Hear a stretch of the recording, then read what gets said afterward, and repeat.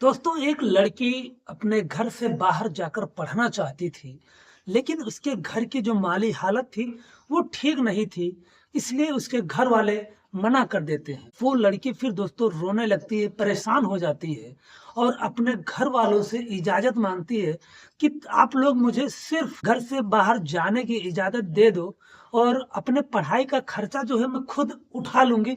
आप लोग को परेशान होने की ज़रूरत नहीं है। दोस्तों घर वाले जो हैं उस लड़की की जिद के आगे हार जाते हैं और उसको बाहर जाकर पढ़ने की इजाज़त दे देते हैं। दोस्तों वो चली तो ज़रूर जाती है, लेकिन कुछ ही दिनों में वो इतना ज़्यादा परेशान हो जाती है, उसके खाने के लाले पड़ जाते हैं, फीस भरने के लाले पड़ जाते हैं, यहाँ तक कि जो कमरा का किराया है, वो तक नहीं दे पाती। तो दोस्तों वो इतना ज़्यादा परेशान हो जाती है, नौबत यहाँ तक आ जाती है कि किराए के बदले जो मकान मालिक होता है वो उसे अपने पास सुलाने तक की नौबत बांध लेता है। और दोस्तों जब वो लड़की यहाँ तक कह देती है कि हाँ मैं सो जाऊंगी आपके पास, लेकिन किराया मत मांगना, तो दोस्तों बहुत ही भावुक कर देने वाली कहानी है, बहुत ही रोचक कहानी है। आइए पूरी कहानी सुनिए पूरे वीडियो में। लेकिन वीडियो में आगे बढ़ने से पहले बस एक ही रिक्वेस्ट है आप सबसे, चैनल पर नए हैं तो चैनल को सब्सक्राइब कर दीजिए, वीडियो को लाइक कर दीजिए ताकि हमारा हौसला बढ़ता रहे। दोस्तों ये जो कहानी है ये बिहार का एक जिला लगता है भागलपुर, और भागलपुर के एक छोटे से गांव की ये कहानी है। एक सलोनी नाम की लड़की होती है जो कि पढ़ने में बहुत ही अव्वल थी, बहुत ही अच्छी थी। 12वीं का वो इसने एग्जाम दिया था और 12वीं में वो पूरे स्कूल में टॉप आई थी। दोस्तों वो अपनी माँ से कहती है कि माँ मुझे आगे की पढ़ाई के लिए पटना भेज दो। उसकी माँ जो होती है कहती है कि घर की जो हालत है वो तो तुम देख ही रही हो और पटना जाने की बात करती हो। दरअसल दोस्तों जो उसका पिता था वो नशेड़ी था, दारू पीता था, जुए खेलता था। इसके लिए वो पूरे परिवार वाले बहुत परेशान होते हैं। सलोनी जो है वो घर में बड़ी लड़की होती है, उससे छोटी 2 बहनें उसकी और होती हैं, एक छोटा भाई होता है। अब दोस्तों जो उसकी माँ थी वो मजदूरी मेहनत करके किसी तरह से उसको पढ़ाई थी इंटर तक की।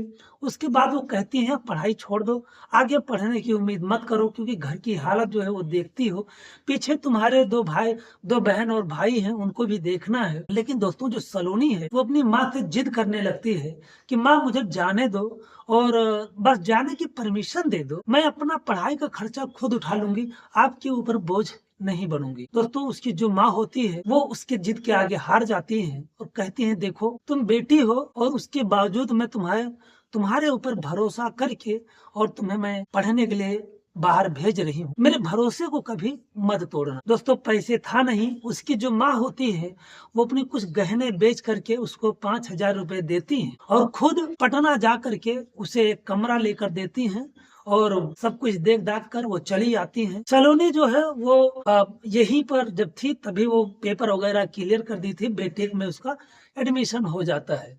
अब दोस्तों एक लड़की जो है जिसका नाम जिया होता है, उस कमरे का पार्टनर होती है, ये दोनों उस कमरे में रहती हैं। लेकिन जिया जो थी वो अच्छे खासे घर से थी, अच्छे खासे पैसे थे उसके पास, लेकिन वहीं पर सलोनी बहुत सोच समझ कर एक एक रुपए खर्चा करना पड़ता था। धीरे धीरे सलोनी और जिया में झगड़े होने लगते हैं। सलोनी उससे झगड़े करती है, कहती है तू अपने पैसे बचा रही है, तू बहुत कंजूस है और तू एक पार्ले बिस्किट पर अपना पूरा दिन काट देती है, सारे पैसे मेरा खर्चा करवाती है। दोस्तों उसको क्या पता था कि वाकई में सलोनी की जो माली हालत है वो ठीक नहीं है। फिर दोस्तों लगभग 1 महीने में ही सलोनी का जो पैसा था वो खर्च होने के कगार पर आ जाता है। सलोनी सोचती है मैं करूं तो क्या करूं। फिर उसके दिमाग में आता है कि क्यों ना मैं बच्चों को ढूंढूं और ट्यूशन पढ़ाना स्टार्ट कर दूं, कुछ तो आएगा ही। दोस्तों वो स्कूल के बाद आस पड़ोस के मोहल्ले टोले मोहल्ले में वो ट्यूशन के लिए बच्चे ढूंढने लगती है। लगभग 40 से 50 घर खोजने के बाद एक घर का दरवाजा खुलता है और जो दरवाजा खोलते हैं उनका नाम अमर सिंह होता है। उनसे कहती है क्या आपके घर में ट्यूशन पढ़ाने वाले बच्चे हैं, पढ़ने वाले बच्चे हैं क्या? तो कहते हैं हाँ हैं। तुम कितने क्लास तक पढ़ा सकती हो? तो कहती है मैं किसी भी क्लास को पढ़ा सकती। कहते हैं ठीक है, मेरे घर में एक बेटा है जो कि मेरा इंटर में पढ़ता है और मेरी बेटी है जो 10वीं में पढ़ती है, क्या उन्हें तुम पढ़ा सकती हो? कहती है बिल्कुल पढ़ा सकती हूँ। उसके बाद जो अमर सिंह होते हैं वो कहते हैं ठीक है, कल से तुम आ सकती हो मेरे बच्चों को पढ़ाने के लिए। दोस्तों, हालांकि जो वो लड़की होती है वो खुद अभी 12वीं पढ़ के ही गई थी, लेकिन पैसे के चलते उसने अपनी पढ़ाई छुपाई और पढ़ाने के लिए मान जाती है। और दोस्तों, उसके बाद दूसरे दिन से वो 5 से 7 बजे के बीच अमर सिंह के बच्चों को पढ़ाने जाने लगती है। अब दोस्तों, इस बात पर जो जिया थी वो उसके ऊपर और बिगड़ जाती है और कहती है देखो, तो अभी से तू कमाई करने लगी है और मेरे पैसे खर्चा करवाती है, देख तेरा मेरा नहीं जमेगा। और जिया झगड़ा करके वो रूम छोड़ देती है। अब सलोनी के जो ऊपर था वो और भार पड़ जाता है पूरे कमरे का, और पूरे कमरे का भाड़ा मेंटेन करना, सारी चीजें व्यवस्था देखना सलोनी को बहुत भारी पड़ने लगता है। अब दोस्तों, वो और ट्यूशन ढूंढने लगती है तो कुछ और बच्चे उसको सुबह के भी टाइम मिल जाते हैं। अब वो सुबह भी पढ़ाती है, शाम को भी पढ़ाती है, दिन में खुद कॉलेज जाती है और इसके चलते वो धीरे धीरे दिन ब दिन दुबली होती चली जाती है। एक दिन अमर सिंह उससे पूछते कहते क्या बात है, कोई दिक्कत है, परेशानी है? तुम दिन ब दिन देखता हूँ दुबली होती जा रही हो, कोई दिक्कत है तो बताओ।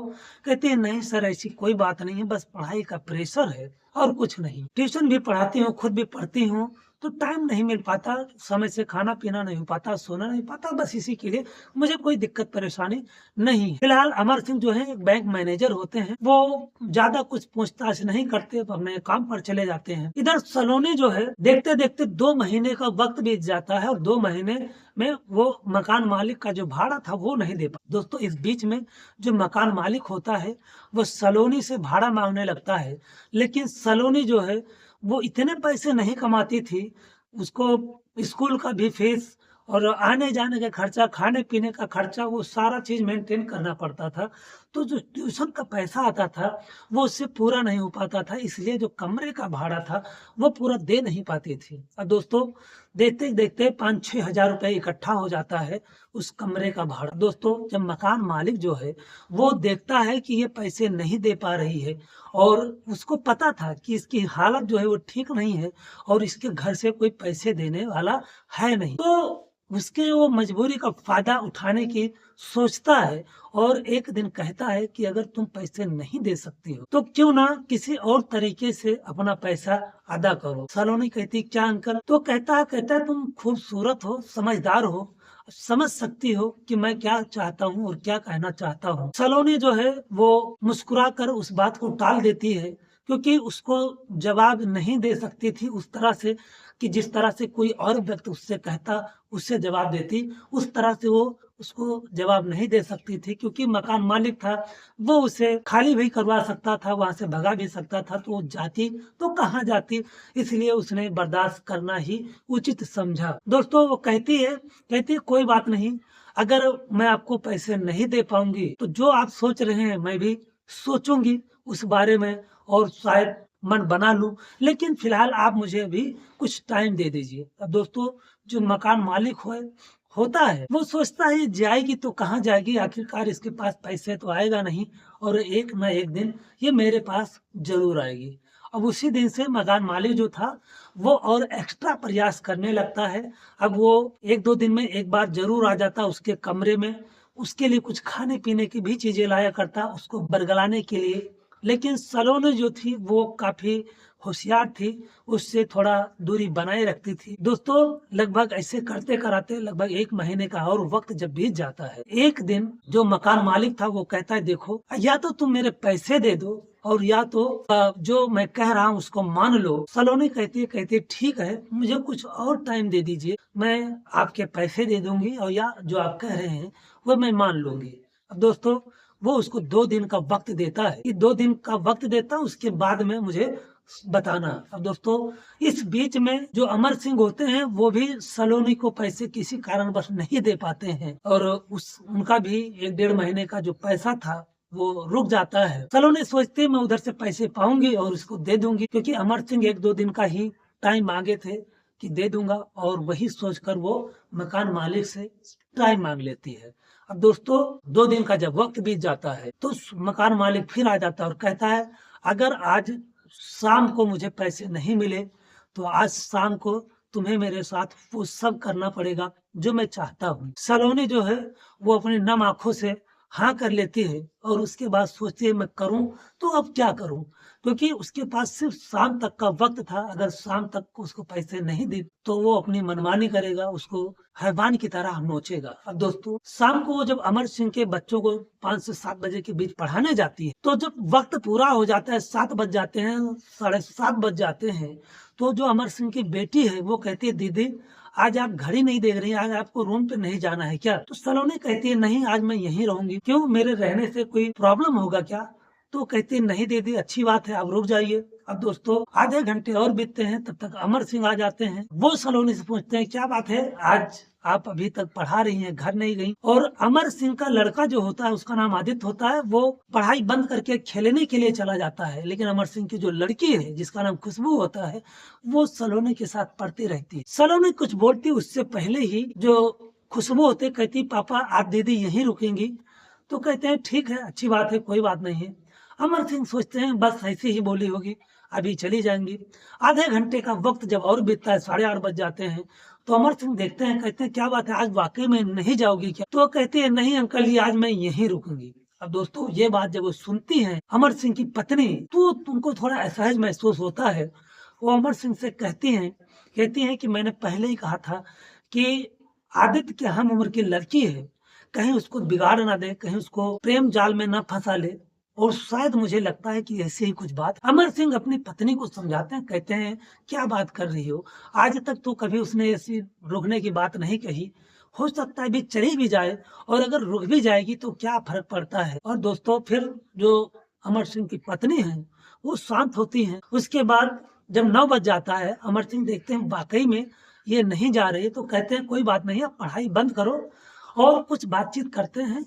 उससे पूछते हैं, क्या खाओगी बेटा, बताओ क्या बनवाएं? तो कहती है, अंकल जी कुछ भी बनवा लीजिए, मैं कुछ भी खा लूंगी, मुझे कोई दिक्कत नहीं है। दोस्तों खाना पीना बनता है, खाते हैं पीते हैं, और उसके बाद जो अमर सिंह की पत्नी है वो उसे अपने पास ही लिटाती है। और दोस्तों रात को जो अमर सिंह की पत्नी है वो उससे बातचीत करने लगती हैं कि बेटा तुम्हारे घर में कौन है, क्या है। और इस बीच में सलोनी के फोन पर मकान मालिक का कई बार फोन आया और वो अपने फोन को साइलेंट भी कर दी। तो और डीपली पूछने लगी, और पूछते पूछते वो पूछती हैं कि तुमने कितना तक पढ़ा है, क्या पढ़ा है। अब ये सब जब गहन पूछताछ करने लगी वो, तो जो सलोनी है वो फूट फूट कर रोने लगती है। जब वो रोने लगती है तो जो अमर सिंह की जो पत्नी है वो एकदम परेशान हो जाती है, उससे पूछने लगती है, बेटा क्या हुआ, क्यों रोने लगी? तो वो अपनी सारी कहानी बताती है कि आंटी जी मैं ऐसे हूँ, इस घर से हूँ, और मेरे माँ बाप पढ़ाने के लायक नहीं है, मैं अपने खर्चे पर यहाँ आई थी पढ़ने के लिए, लेकिन इतनी मुसीबत का मुझे सामना करना पड़ रहा है, मेरे खाने के लाले तक हैं, और मैंने सोचा था कि आज आप लोग मुझे पैसे दे देंगे तो मैं मकान मालिक को दे दूंगी, ताकि मैं उसका जो नियत है, उसके इरादे में मैं कामयाब उसको ना होने दूं। अब दोस्तों अमरजीत सिंह की जो पत्नी है वो उसको चुप कराती हैं और दोनों सो जाती हैं। सुबह जब होती है तो अमर सिंह की पत्नी अमर सिंह से बात करती हैं, और अमर सिंह कहते हैं, अगर तुमने ये बात मुझे पहले बता दी होती तो शायद मैं तुम्हारी पहले मदद करता, लेकिन कोई बात नहीं। अमर सिंह उसके मकान मालिक के पास जाते हैं और उसको डराते हैं, धमकाते हैं, कहते हैं, तुम्हारी कंप्लेन मैं पुलिस में करूंगा, तुम इस तरह से मजबूर लड़कियों का फायदा उठाते हो, इंसान हो या हैवान हो तुम। अब दोस्तों उसका कमरा भी वहां से छुड़ा देते हैं और एक गर्ल्स हॉस्टल ले देते हैं उसको, और वहीं पर रहने के लिए दे देते हैं। कहते हैं, बेटा ये बात अपने घर वालों को मत बताना, नहीं तो वो लोग गलत समझेंगे, और आज से तुम्हारी जो भी खर्चा होगा, पढ़ाई का, खाने पीने का, कपड़े, सारा खर्चा आज से मैं देखूंगा। जैसे मेरे 2 बच्चे हैं वैसे तुम भी मेरे परिवार का हिस्सा अब हो, अब तुम्हें कोई टेंशन लेने की जरूरत नहीं है। फिलहाल दोस्तों 4 साल का वक्त बीतता है, उसका बीटेक फाइनल होता है, और उसके बाद वो बैंक का एक पेपर देती है, उसमें पास हो जाती है। पास होने के बाद वो बैंक मैनेजर की नौकरी पा जाती है। इधर जो अमर सिंह का लड़का होता है जिसका नाम आदित्य होता है, वो भी अपनी पढ़ाई पूरी करके वो भी बैंक मैनेजर बन जाता है। अब दोस्तों इधर जो आदित्य था वो सोनाली को पसंद भी करता था। और अमर सिंह एक दिन सोनाली से पूछते हैं, कहते हैं क्या तुम्हें आदित्य पसंद है? तो वो हाँ कर देती है और फिर आदित्य और सोनाली का अमर सिंह शादी कर देते हैं। और दोस्तों उसके बाद इसके बैंक मैनेजर बनने के बाद जो सलोनी का बक्सर के घर का जो हालत था वो भी ठीक हो जाता है। और ये सारे परिवार भर मिलकर बहुत खुशियों से अपना जीवन बिता रहे हैं। तो ये रही कहानी दोस्तों, आप लोगों को कैसी लगी हमें कमेंट सेक्शन में ज़रूर बताइए। मिलते हैं कल किसी नेक्स्ट वीडियो में किसी रियल स्टोरी के साथ में। तब तक के लिए जय हिंद, जय भारत, नमस्कार।